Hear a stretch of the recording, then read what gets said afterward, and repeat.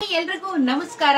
Election ಬಂತು, ಗೃಹಲಕ್ಷ್ಮಿ ಬಂತು, ಎಲ್ಲ ಅನ್ನಭಾಗ್ಯ ಹಣ ಬಂತು, ಎಲ್ಲ ಕ್ಲಿಯರ್ ಕಟ್ ಆಗಿದೆ. ಕರೆಕ್ಟ್ ಅಲ್ವಾ? ಸೊ ಎಲ್ಲರೂ ಹ್ಯಾಪಿ ಆಗಿದ್ದಾರೆ.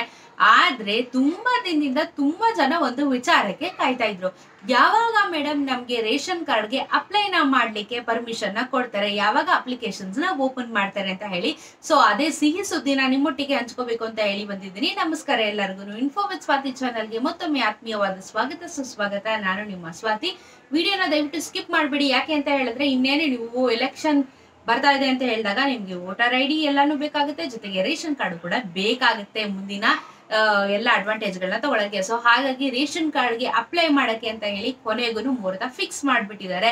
ಸೊ ಮೊನ್ನೆಯಿಂದ ಒಂದಷ್ಟು ಟ್ವೀಟ್ ಗಳಲ್ಲಿ ನಾವು ನೋಡ್ತಾ ಇರುವಂತದ್ದು, ಟ್ವೀಟ್ ಅಲ್ಲ ಎಕ್ಸ್ ಅಂತ ಹೇಳಿ ಅಪ್ಗ್ರೇಡ್ ಆಗಿದೆ. ಸೊ ಎಕ್ಸ್ ಅಲ್ಲಿ ನಾವು ನೋಡ್ತಾ ಇರುವಂತದ್ದು ಕೆ.ಎಚ್. ಮುನಿಯಪ್ಪ ಅವರು ಎಲ್ಲ ಕಡೆ ಅಪ್ಡೇಟ್ ಮಾಡಿದ್ದಾರೆ. ಏಪ್ರಿಲ್ 1ನೇ ತಾರೀಕಿಂದ ನಾವು ಇದಕ್ಕೆ ಅವಕಾಶನ ಮಾಡ್ಕೊಡ್ತಾ ಇದೀವಿ ಅಂತ ಹೇಳ್ಬಿಟ್ಟು.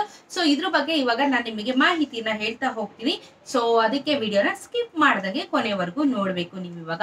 ಸೊ ಹಾಗೇನೆ ಏನೆಲ್ಲ ಡಾಕ್ಯುಮೆಂಟ್ಸ್ ಗಳು ಬೇಕು, ಯಾವ ರೀತಿ ಏನು ಅಂತ ಹೇಳಿ ನಾನು ಇವಾಗ ತಿಳಿಸ್ಕೊಡ್ತೀನಿ.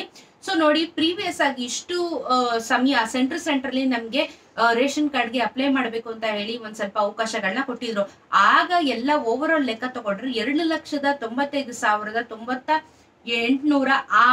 ಇಷ್ಟು ಅಂದ್ರೆ 3 ಲಕ್ಷ ಚಿಲ್ಡ್ರೆ ಅಂತ ಇಟ್ಕೊಳ್ಳಿ. 3 ಲಕ್ಷ ಹತ್ತತ್ರ ಎಲೆಕ್ಷನ್ ಇದು ರೇಷನ್ ಕಾರ್ಡ್ ನ ಅಪ್ಲೈ ಮಾಡಿದ್ರಂತ. ಇಂಥವ್ರದ್ದು ಎಲ್ಲ ಕ್ಲಿಯರ್ ಕಟ್ ಮಾಡ್ಬೇಕು ಅಂತ ಹೇಳ್ಬಿಟ್ಟು ಈಗ ಮಾರ್ಚ್ 31ನೇ ತಾರೀಕು ಒಳಗಡೆ ಇದಕ್ಕೆ ಕಾಲಾವಕಾಶನ ಕೊಟ್ಟಿದ್ದಾರೆ. ಯಾರೆಲ್ಲ ರೇಷನ್ ಕಾರ್ಡ್ಗೆ ಅಪ್ಲೈನ ಮಾಡಿದ್ದಾರೆ 31ನೇ ತಾರೀಕು ಒಳಗಡೆ ಇವ್ರದ್ದು ಕ್ಲಿಯರ್ ಆಗುತ್ತೆ. ಸೊ ಏಪ್ರಿಲ್ 1ನೇ ತಾರೀಕಿಂದ ಹೊಸದಾಗಿ ಯಾರೆಲ್ಲ ಅರ್ಜಿನ ಸಲ್ಲಿಸ್ಬೇಕು ಅಂತ ಇದ್ದೀರಾ ಇಂಥವ್ರಿಗೆ ಈಗ ಅವಕಾಶ ಬಂದಿರುವಂತದ್ದು. ಸೊ ಇನ್ನೊಂದು ಮ್ಯಾಕ್ಸಿಮಮ್ ಇನ್ನೊಂದು ವಾರದೊಳಗಡೆ ನಿಮ್ಗೆ ಓಪನ್ ಆಗುತ್ತೆ. ಕರೆಕ್ಟ್ ಅಲ್ವಾ? ಸೊ ಏನೆಲ್ಲ ಡಾಕ್ಯುಮೆಂಟ್ಸ್ ಗಳು ಬೇಕು ಅಂತ ಹೇಳ್ಬಿಡ್ತೀನಿ. ಸೊ ನೀವೆಲ್ಲರೂ ಅದನ್ನ ಕರೆಕ್ಟ್ ಆಗಿ ರೆಡಿ ಮಾಡಿ ಇಟ್ಕೊಂಡ್ರೆ ಕ್ವಿಕ್ ಆಗಿ ಕೆಲಸಗಳಾಗುತ್ತೆ. ಮೊದಲನೇದಾಗಿ ನಿಮ್ಮ ಆಧಾರ್ ಕಾರ್ಡ್ ಕಂಪಲ್ಸರಿ, ಹಾಗೆ ಮನೆ ಸದಸ್ಯರ ಆಧಾರ್ ಕಾರ್ಡ್ ಅಂತ ಹೇಳಿದ್ರೆ, ಈಗ ನಾನೇನಾದ್ರೂ ಹೊಸದಾಗಿ ರೇಷನ್ ಕಾರ್ಡ್ ಅಪ್ಲೈ ಮಾಡ್ತೀನಿ ಅಂತ ಹೇಳಿದ್ರೆ ನನ್ನ ತಂದೆ ತಾಯಿ ಅಥವಾ ನನ್ನ ಅಕ್ಕ ತಂಗಿ ಯಾರಿದ್ದಾರೆ ಮನೆಯಲ್ಲಿ ಇರೋರಂತವ್ರದ್ದು ಅಷ್ಟು ಜನರದ್ದು ಆಧಾರ್ ಕಾರ್ಡ್ ಬೇಕಾಗುತ್ತೆ. ಹಾಗೇನೆ ನಿಮ್ಮ ಆದಾಯ ಪ್ರಮಾಣ ಪತ್ರ ಕೊಡ್ಬೇಕು, ಜಾತಿ ಪ್ರಮಾಣ ಪತ್ರ ಕೊಡ್ಬೇಕು, ಹಾಗೇನೆ ನಿವಾಸದ ಪ್ರಮಾಣ ಪತ್ರನ ಕೊಡ್ಬೇಕಂತ ಹೇಳಿದ್ರೆ, ಇವಾಗ ಲೀಸ್ ಅಲ್ಲಿ ಇರ್ತೀರಲ್ಲ, ಲೀಸ್ ಅಗ್ರಿಮೆಂಟ್ ನ ಕೊಡ್ಬೇಕಾಗುತ್ತೆ. ಇಲ್ಲ ಅಂತ ಹೇಳಿದ್ರೆ ನಾನು ಬಾಡಿಗೆ ಮನೇಲಿ ಇದ್ದೀನಿ ಅಂತ ಹೇಳಿದ್ರೆ ನೀವು ಒಂದು ಕಡ್ಡಾಯವಾಗಿ ಒಂದು ಅಗ್ರಿಮೆಂಟ್ ನ ಮಾಡಿಸ್ಕೊಂಡಿರ್ತೀರಾ. ಬಾಡಿಗೆ ಮನೇಲಿ ಇರೋರು ಅಗ್ರಿಮೆಂಟ್ ಮಾಡಿಸಿರ್ತೀರಾ ಅಲ್ವಾ?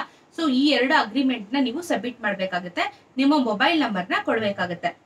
ಸೊ ಇದಿಷ್ಟು ಡಾಕ್ಯುಮೆಂಟ್ಸ್ ನ ನೀವು ರೆಡಿ ಮಾಡ್ಕೊಂಡ್ರೆ ಏಪ್ರಿಲ್ 1ನೇ ತಾರೀಕಿಂದ ಗ್ರಾಮವನ್ನು, ಬೆಂಗಳೂರನ್ನು, ಹಾಗೇನೆ ಆನ್ಲೈನ್ ಮುಖಾಂತರ ನೀವು ಹೊಸದಾಗಿ ರೇಷನ್ ಕಾರ್ಡ್ಗೆ ಅಪ್ಲೈ ಮಾಡೋದಕ್ಕೆ ಅವಕಾಶನ ಕೊಟ್ಟಿರುವಂತದ್ದು. ಸೊ ಹಾಗಾಗಿ ಇದಿಷ್ಟು ಡಾಕ್ಯುಮೆಂಟ್ಸ್ ಗಳನ್ನ ನೀವು ಕ್ವಿಕ್ ಆಗಿ ರೆಡಿ ಮಾಡ್ಕೊಂಡ್ರೆ ಏಪ್ರಿಲ್ 1ನೇ ತಾರೀಕಿಂದ ನೀವು ಹೊಸದಾಗಿ ರೇಷನ್ ಕಾರ್ಡ್ಗೆ ಅಪ್ಲೈ ಮಾಡಬಹುದು. ಸೊ ಇದನ್ನ ಅಫಿಷಿಯಲ್ ಆಗಿ ಅನೌನ್ಸ್ ಮಾಡಿರೋದ್ರಿಂದ ಇನ್ ಯಾವುದೇ ರೀತಿಯಾಗಿರುವಂತಹ ಗೊಂದಲಗಳು ಇರೋದಿಲ್ಲ ಅಂತ ಭಾವಿಸ್ತಾ ಇದ್ದೀನಿ. ಹಾಗೇನೆ ಈಗ ಅನೌನ್ಸ್ ಮಾಡಿದ್ದಾರೆ, ಆಮೇಲೆ ಮತ್ತೆ 1 ದಿನ 2 ದಿನ ಬಿಟ್ಬಿಟ್ಟು ಟೆಕ್ನಿಕಲ್ ಪ್ರಾಬ್ಲಮ್ ಅಂತ ಹೇಳಿದ್ರು ಮತ್ತೆ ಎಲ್ಲರಿಗೂ ಕಿರಿಕಿರಿ ಆಗುತ್ತೆ. ಸೊ ಹೋಪ್ಫುಲಿ ಈ ಬಾರಿ ಹೇಳಿರೋ ಹಾಗೇನೆ ಕರೆಕ್ಟ್ ಆಗಿ ಏಪ್ರಿಲ್ 1ನೇ ತಾರೀಕಿಂದ ಎಲ್ಲರಿಗೂ ಓಪನಿಂಗ್ ನ ಮಾಡ್ಲಿ ಅಂತ ಕೇಳ್ಕೊತಾ ಇದೀನಿ.